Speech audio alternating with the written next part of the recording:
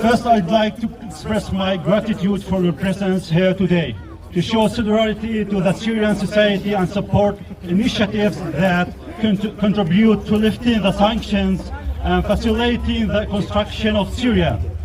I would also like to express my gratitude to Norway for its generosity towards Syria. Norway has been always a leader in the field of humanitarian aid.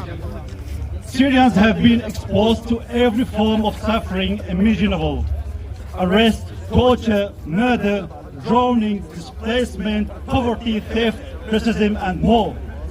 On top of this, they've faced the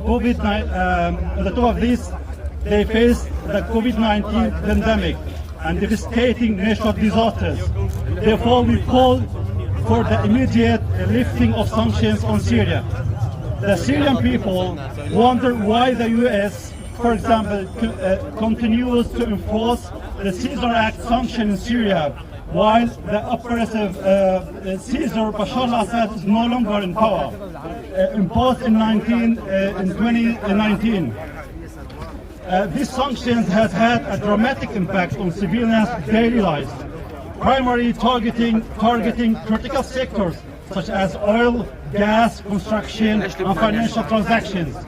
The Syrian Minister of Finance states that Syrian assets outside of the country estimated at approximately $400 million are primarily held in the UK and Switzerland.